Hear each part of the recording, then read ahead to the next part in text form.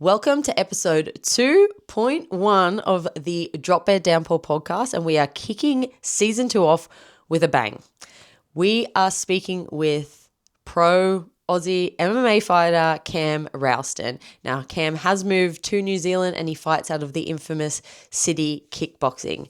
Now, this episode was actually filmed earlier in the year, and we dive into what it was like for Cam when he was knocking on the door to the UFC. He had that shot on Dana White's Contender series, and we talk about how that loss impacted him and how he shaped his mindset to do whatever it takes to get another shot.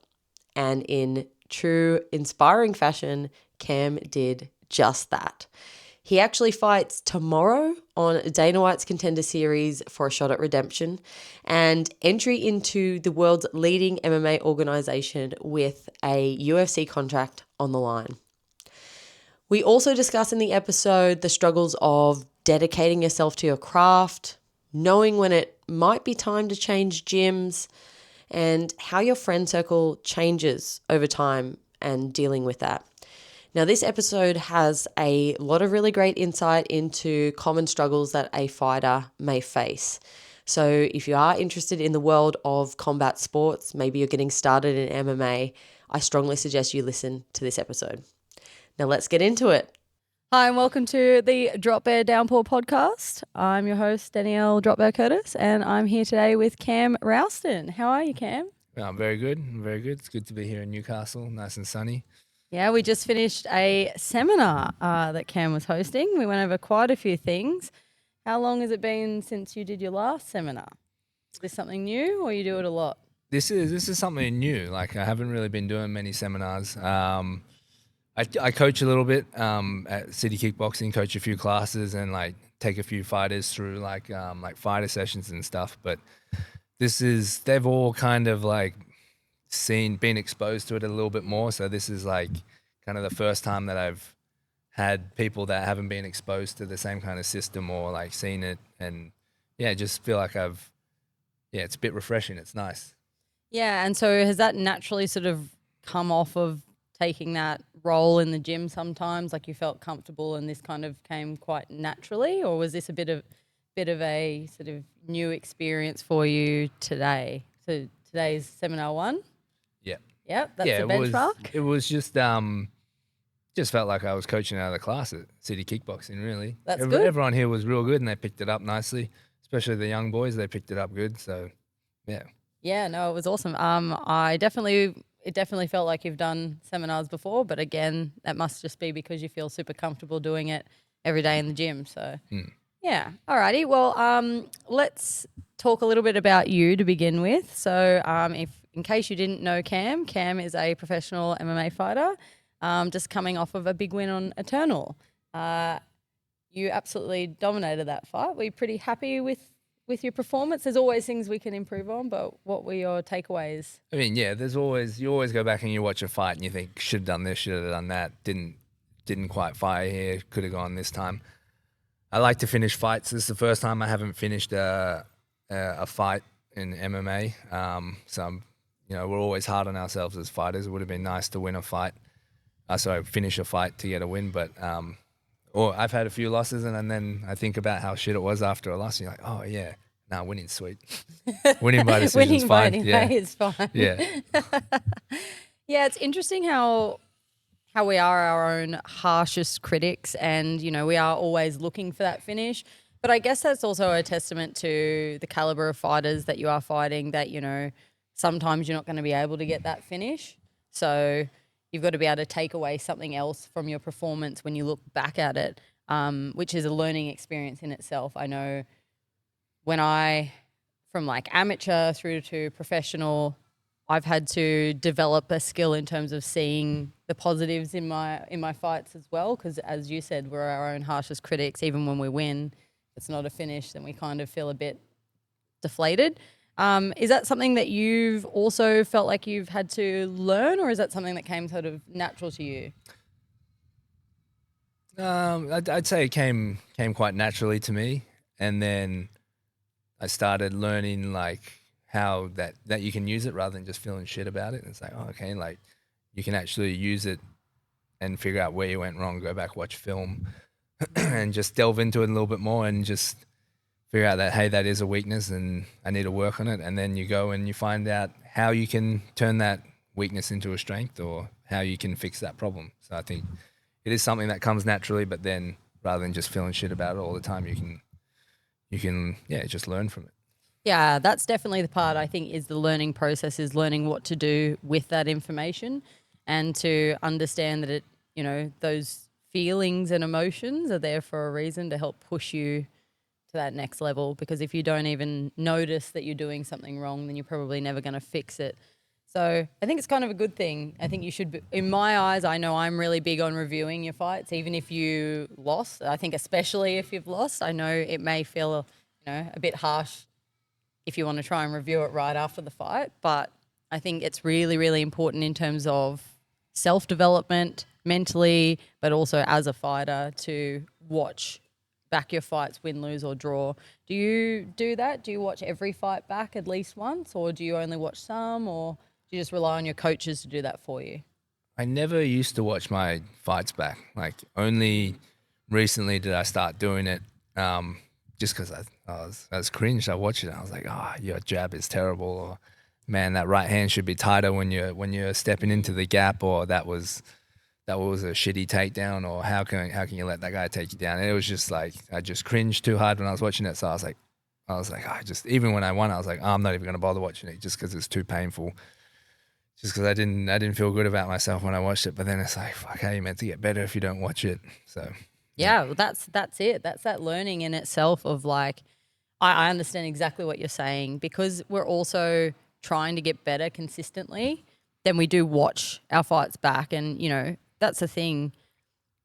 You will only generally remember the negative stuff in your fight. You're like, even if you stop a guy, you're going to remember the takedown he got on you. You're going to remember that shot that he landed on you.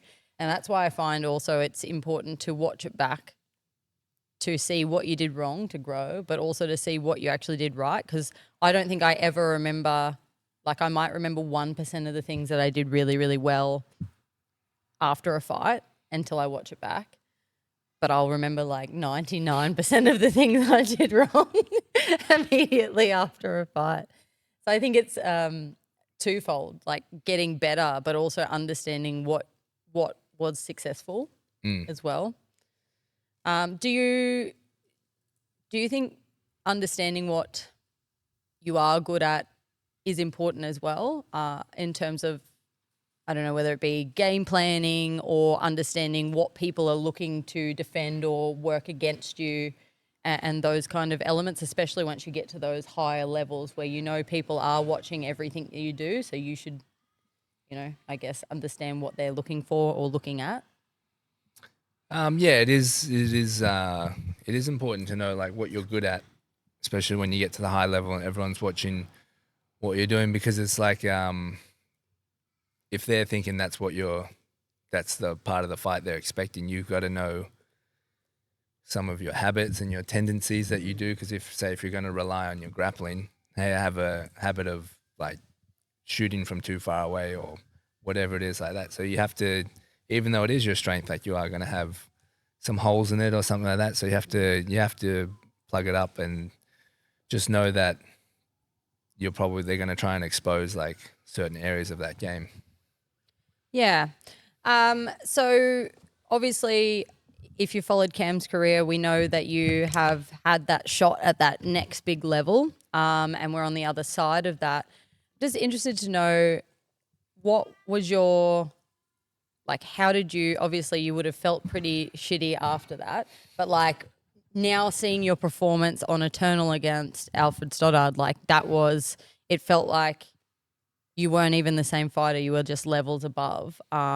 So how did you go through that process of riding the mental roller coaster of, getting over, that shot and going, well, I'm just going to keep working and I'm going to, force another shot at the big time? That's essentially what it was, like the mindset, just force another shot or just keep going until they call you up again. And like Contender series has been around for quite a while now, and there's like a lot of guys who are in the UFC who were on Contender Series and they lost, whether it be like a decision, submission, or knockout or whatever. And I looked at that. I go, who has done that and then gotten into the UFC and is like doing well?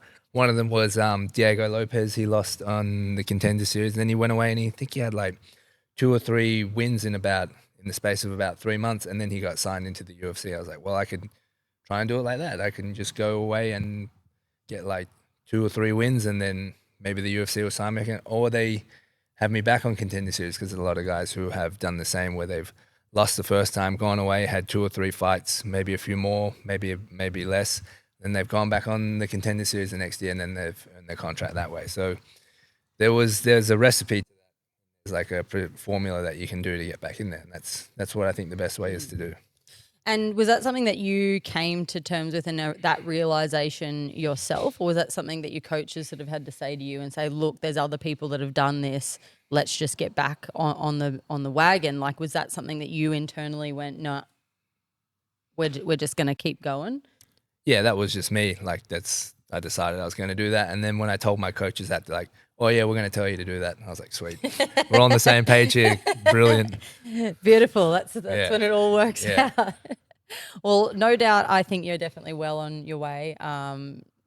You've been floating around the top of the Australia and New Zealand rankings for quite a long time. So I think you've definitely earned the right to, work your way back to that. But I want to ask you something a little bit different. Just, it may be something that helps the next generation. Maybe it helps a current fighter. But is there anything, or is there something in particular that you can think about that you maybe have struggled with during your career? Yeah, It's a probably. deep question. Yeah, probably. Probably the main thing that I've struggled with would be like, kind of, like I got into the sport when I was like 18. Just left school. Everyone's going out drinking. They're going to uni. They're moving into other jobs and stuff. And it's like, just knowing that you're not going to be doing that. Those sacrifices. Yeah, you're going to be sacrificing. You're the boring friend. Yeah, you're not going to be going to. You can go to the birthday parties and stuff, but you got to leave at 10 p.m. Can't drink because maybe you're in fight camp, or you got to train the next morning. Yeah, you're not eating the cake. Yeah, you're not. Yeah, exactly. You're doing all that stuff. So it's like, that was probably one of the hardest things. But I mean, as long as you accept it and you understand it, then that's fine. Like, of course it sucks. Like I want to go out on my friend's 21st and go have a few beers and like stay up till like 3 or 4 a.m. or whatever. But whatever, like. The feeling of winning a fight, like a big fight that you've trained for, compared to going out and having a few beers and like staying up late, it's far surpasses that. It's way, way better. So I think for any of the younger guys coming up and coming through, you gotta understand, like, it's an alternative lifestyle. Like, you're probably not gonna make a lot of money for a very long time, if at all. Unfortunately, not everyone in this sport is gonna be making life-changing money. So as long as you can accept that and be okay with that, then you're gonna be just fine. And so is that the part that I guess you struggled with, like, or what got you through that? Was that what made you accept that and know that this was your path, or was it just because you had a goal? Was it always just reminding yourself of your goal when you were having those times where you went to a party and you couldn't do anything? Like, how did you deal with that, or how do you still deal with that? Like, obviously it's probably much easier now that it is your whole life, but back then when, you've got that sort of path where everybody's going different ways, how did you manage that? Yeah, like back then when my friends were having like their 20th and their 21st birthdays, they're still fighting as an amateur, not making any money. And they're like, oh, don't worry about it. Just come out, just one beer or something like that. It's like, well, no, because I know that this, like, it's not just one fight. Like, it's something that I want to do, and it's like I want to be in the UFC. I want to fight professionally. I want to like have these big fights and have all these big goals and stuff. So it's yeah, it was kind of hard to struggle with it, and like, fuck, do I just bottle it and just do like one night on the beers, or do I just will it be all right? Like John Jones does it, like. surely I'll be sweet. But it was, I think it was more just the struggle was kind of like disappointing your friends and letting them down. Like, fuck, this guy never comes out with us anymore. Like, and then you kind of lose touch with some of those friends, and it's like, ugh. I will say fighting is kind of a lonely lifestyle in that 100%, regard. yeah, But yeah. would you have changed it?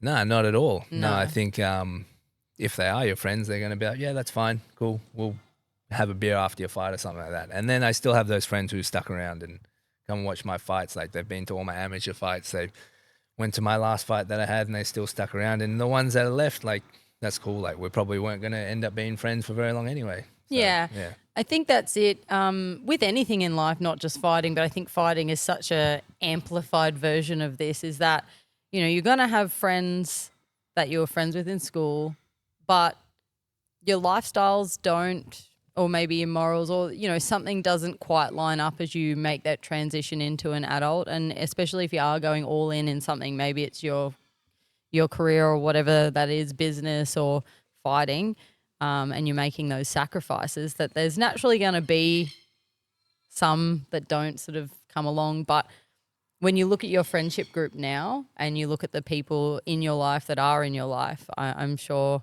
that they're probably like family now.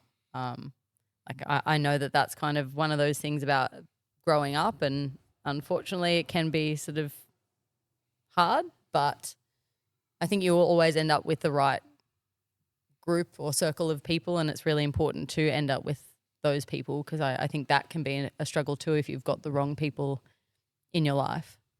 Yeah, for sure. I think if you just, like, as you know, through fighting, like you stick with it over years and years, or most of your friends are going to be the ones who you train with every day and like you see in the gym every day. And it's like, sometimes it's just like going back to school when you come into the gym, you're like, yeah, all my mates are here. I see them every day.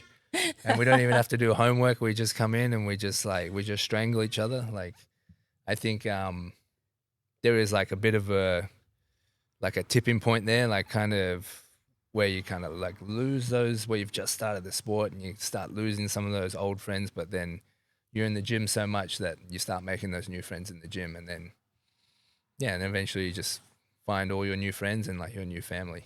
It's so interesting that it's a individual sport, yet the bonds that we have with the people that we train with, and that we actually can't do the sport without a team. Like there's no way you could become a fighter and train yourself and just train with yourself and be successful. But it's so interesting. Like you speak to anyone in the combat sports community and the bond between them and their training partners and their coaches is, you know, incredibly strong, especially compared to sort of even some of the other sports, even at the professional level. I think that's kind of a testament to the sport and, just how strong those bonds are.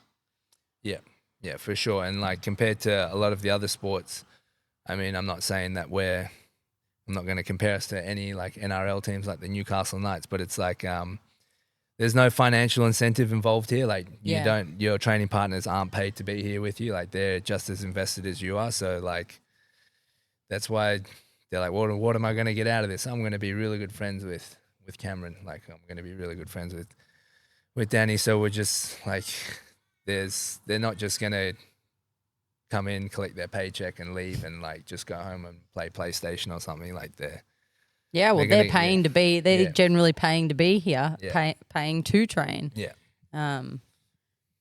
You make such a good point with that, you know, not being paid to be here. Like you want to be here. That's why you're here. But genuinely caring for each other's success as well is that next level. You know, when you're in a team sport, and it's not, I'm not putting team sports down, but there's places to hide in team sports. It is an individual sport, and yes, we train as a team, but if I'm not pulling my weight, if I'm not, you know, working, that's going to show in my performance. And while it doesn't necessarily impact the team, the work that I am doing and willfully putting in every day is going to impact the team, because the team need me as much as I need them. And I think that's also really important if you are starting out training. And I know that this is something when you start and you're having amateur fights, is sometimes yes, being a fighter is incredibly selfish. Not saying you are a selfish person, but to fight, you do have to sacrifice. You have to think about you. You have to be doing everything for you correctly. You know, people are helping you prep in the gym for your fight. But don't ghost. Don't ghost after a fight. Like those people are there to help you get ready for a fight. That would be one of my big tips if you're starting off, because that's where you usually see it, because you don't realize until you've had a fight how meaningful it is to have other people in the gym helping you prep. But obviously if you're injured, get better, but come back to the gym because you are an integral part of helping the next person get ready. And that's definitely something that I would say is important if you're wanting to fight or you're having your first fight. Make sure you're helping everybody else get ready for fights, because it will get you better. Yeah, that's huge for sure. Like, especially when you're not paying your training partners and stuff, or they're not getting paid by whatever it is, the gym or the manager. Like, how are you going to pay them back for all the work? Well, you're going to pay them back by giving them work like they gave you work. You're going to sacrifice your body and your time. Yeah.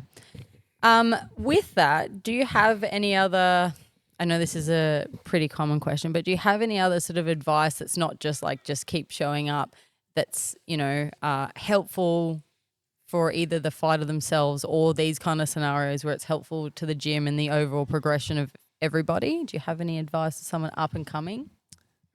Yeah, you're going to suck for a while. Yeah. Probably longer than a while. You're gonna suck for a long time, and if you're in a gym where you're competing and you're winning and you're doing well, but you're still eating shit on the mat and you're sucking, you're probably in a good gym. Mm-hmm. That's the gym you want to be in. If you suck for a while and then all of a sudden, well, not all of a sudden, but gradually you become, I guess, like one of the best on the mat, or you're the king of the mat, or you're the king of the gym, maybe it's time to, unfortunately, like, look elsewhere and find a different gym or start training at another place on top of the gym you're at. Like, cross training. You've got to start cross training, or it's just time to move on to a better gym. And I've seen that a lot with other fighters where they leave the gym that they're at and it's just a horrible split. Like, it's super messy. Like, it's not a clean breakup at all. But if it's okay to suck for a while, and you want to try and like chase those gyms and those environments that keep you eating shit on the mat every day. I think that's so important. It's such a good tip, because when you start out, you don't know what you don't know either. So you don't know the level of the gym in relation to other gyms because you've never been there. And it's not to say, and keep this in mind, this is not saying like don't be loyal and, don't train hard and enjoy being at that gym, or, you're not shitting on someone for looking for more competitive rounds or additional training or, making a transition. You shouldn't feel like you can't cross-train. I don't think so in today's environment.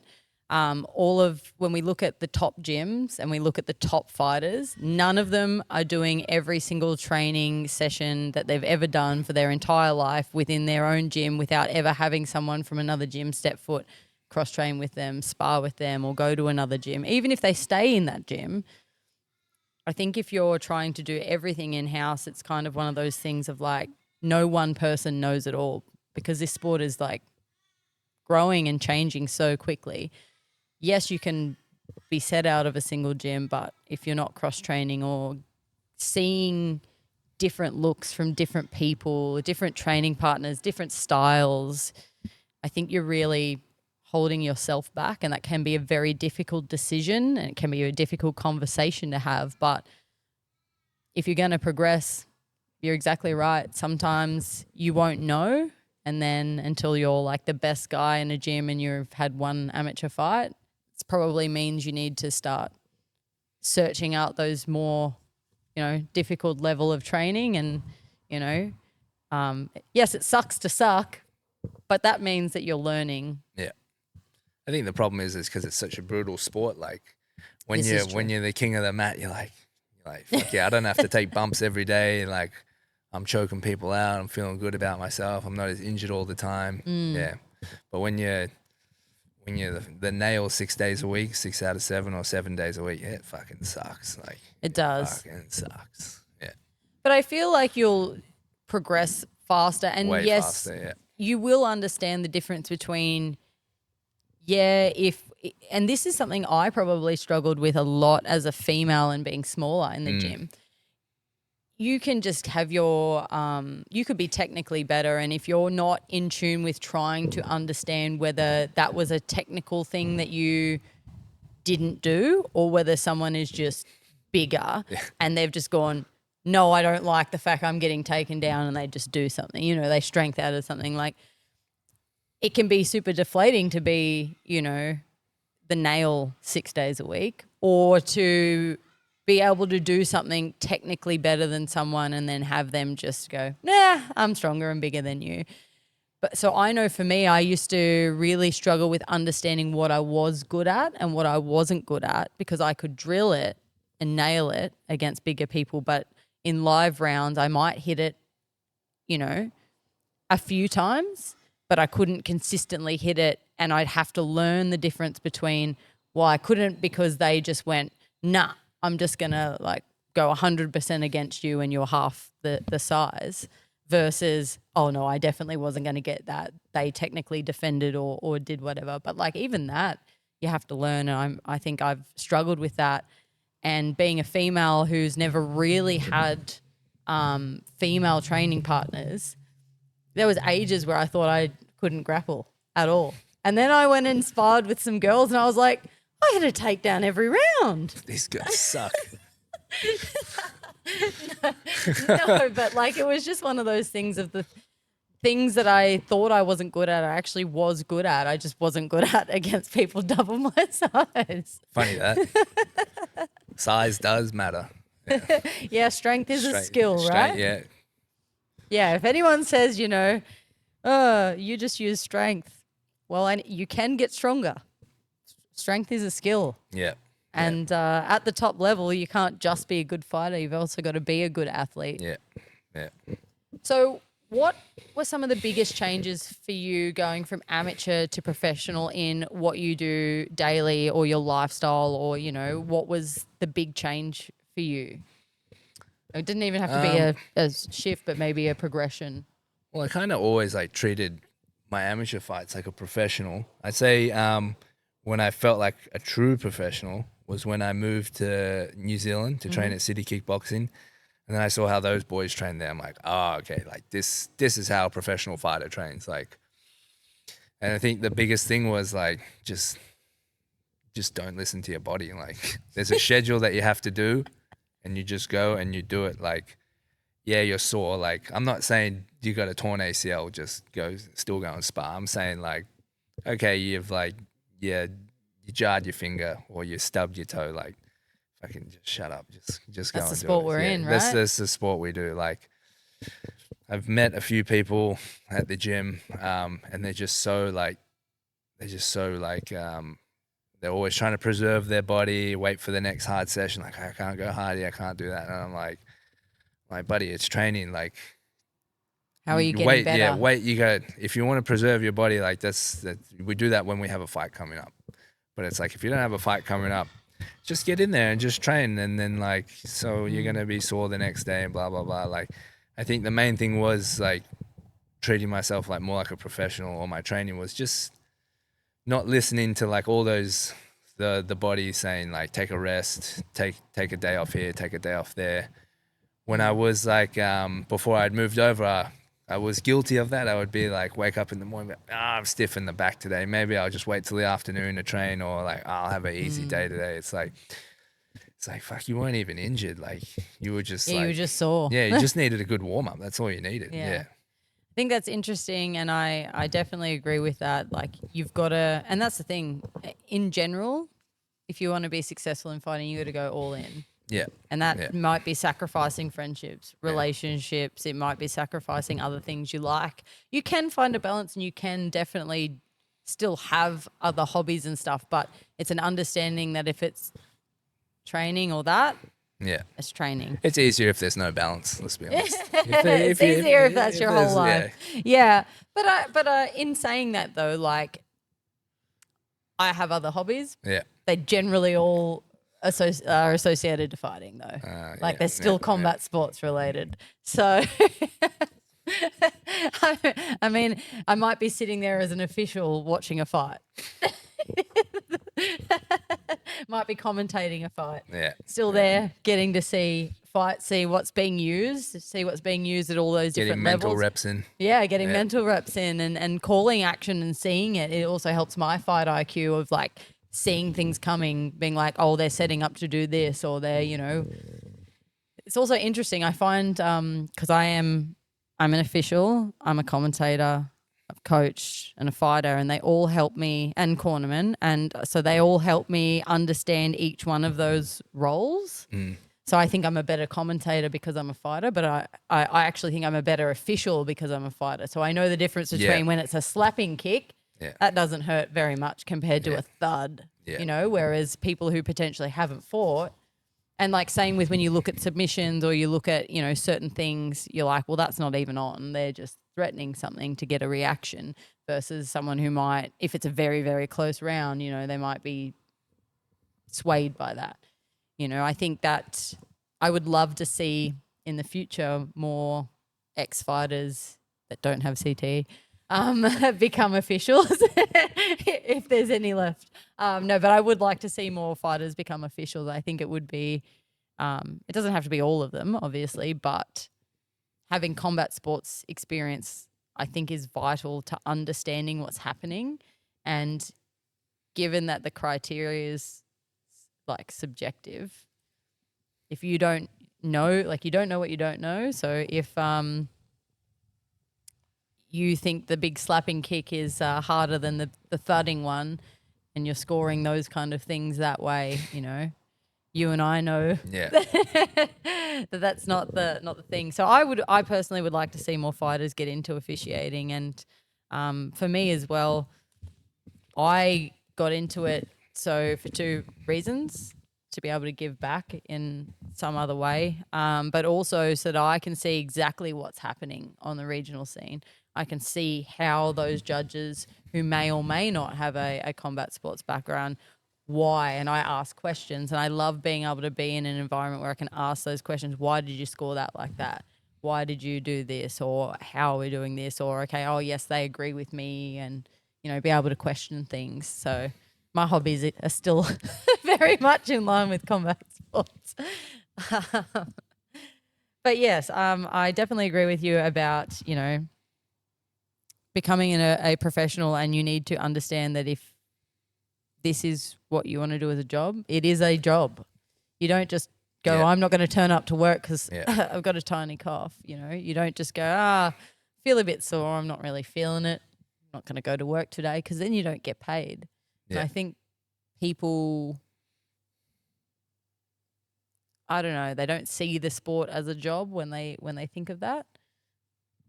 I like to think of it that way. Those are usually the people that never make anything out of the sport, though, unfortunately. Like, you just can just tell, like, by their attitude and their skill, just they kind of sit at a plateau or a level for a long time, and then win a fight, lose a fight, maybe not even get any fights.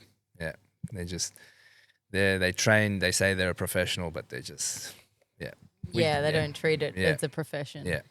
It's interesting with you saying that about like the people that try to preserve their body, but also, you know, oh no, I've got a heart, like tomorrow is power rounds and sparring and, you know, whatever. So today I'll just go light, or maybe it's, you know, today's power rounds, but tomorrow's sparring. So I kind of just tinker away. You know, the guys that you see, they're like finish power and like, oh yeah, that was good fun. And you're like, we're meant to be dying here. Like if you're not pushing yourself, on that man. You're like, and I think that's it. Training with intent in every session. Sure, when you first start showing up every day, just show up. I hear that advice all the time. I think that's fine if you're just starting, but just showing up, not enough as a pro. No, you gotta switch on when you turn into the gym. when you turn up to the gym, like you're just wasting time. Otherwise, you just spent an hour doing nothing, just staring at your coach's mouth move and thinking about what you're gonna have for breakfast afterwards or something. I see this a lot on the mats, and then it's very, and I mean, your coach is showing something because he's seen that you have a fight coming up, and he's showing a move that like you're gonna need in a fight, Applies like some kind to of you. back defense, and then next thing you know, in your fight, you're getting choked because you spent the last 8 weeks thinking about breakfast rather than thinking about how to defend the back. Yeah, that's a big one. Like I know as fighters, we all talk about food, and when we're in camp, yeah, we're hungry, we're tired, we're cranky, we obsess a little bit over food in fight camp. That's for sure. I swear, it's for some reason my social media scroll just becomes food. It knows. It It knows. knows for sure. knows. Yeah. But I think that's it. Like you've still got to come in and train with intent, even if you do feel crap. If you're even if you're not the professional fighter, but you're coming in and you're not training with intent, you're coming in, and every single time the coach goes, "Yep, 3, 2, 1," or clap whatever, and then you go, your partner turns, you goes, "Yeah, okay, top or bottom, what do you want?" And they go, Fuck, what are we doing again? "What are we doing?" Keep in mind you're not getting better there, but also your training partners are probably going to get pretty frustrated with you. Yeah, for sure. Alrighty. Well, I might just do a quick little fast fire of. Oh, nice. I like these. Yeah. Don't overthink it. Yeah. Just pick one. Don't worry. That's not hard. All right. Punch or kick? Punch. Oh, knee or elbow? Knee. Oh, you're really not thinking it.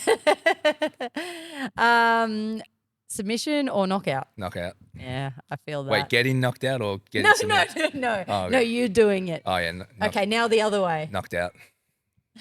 Knocked out for both? Yeah, knocked okay. out, yeah. Yeah, I guess you don't There's know. no quitters here. Yeah, you don't know, right? If you get knocked out. Knockout or ground and pound win? Knockout. Ground and pound or submission win? Ground and pound. Oh, I like Submission it. is like, I think it's just a coward's way. Even though you make them quit? If you could get them to submit to strikes, right? That would be, that's all right. Yeah. That's all right. Yeah.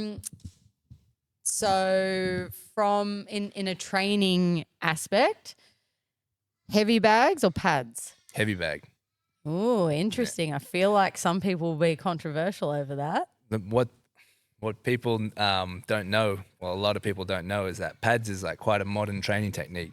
Boxing's been around for hundreds of years. And Muay Thai too. Yeah, and Muay Thai. And pads was not a thing until like the 80s. Pads is a very modern training technique. The way I view pads is like it should be used to refine certain techniques and like teach fighters positioning. You do not hit pads 100%. Like this is not a kick fit workout where we smash the pads as hard as we can. That is what the bag is for. And I think that's something that's missing a lot in modern MMA training is bag work and guys being able to just rip the bag as hard as they can, throw their punches as hard as they can. I agree. Yeah.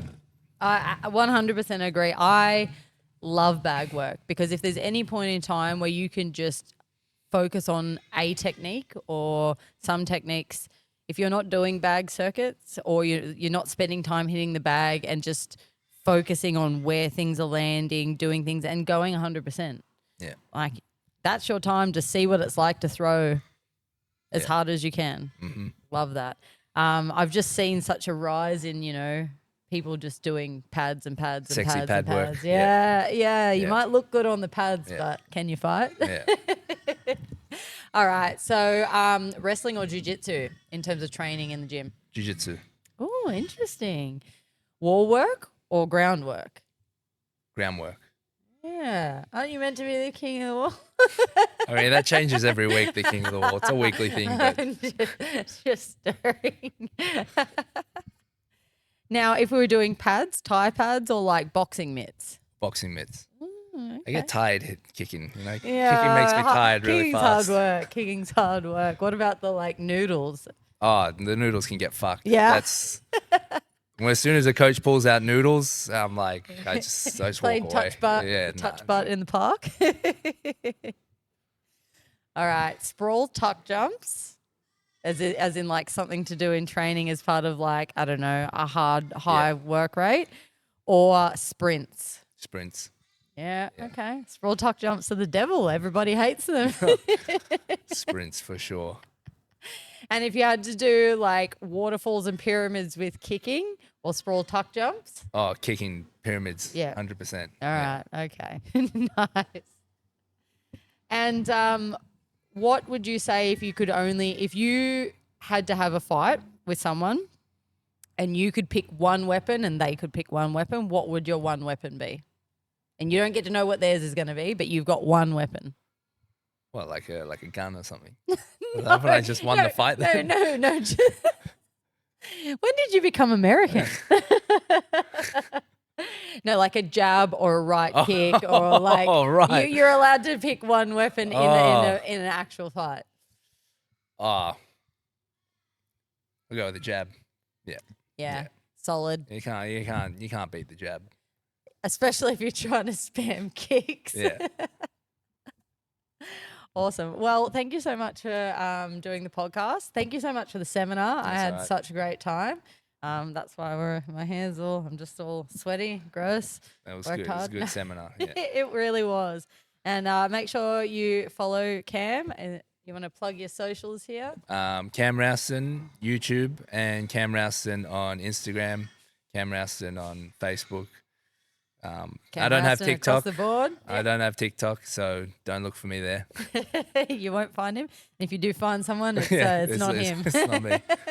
But yeah, make sure you give him a follow and keep up to date with his journey, because no doubt I feel like there's either another Contender series in your immediate or very close future, or hopefully get just signed straight in there. But I definitely think we're going to see you in the UFC, which I'm very excited about. Yeah, it's going to happen. It'll happen. It is. Yeah. That's it. You got to manifest it. You know it.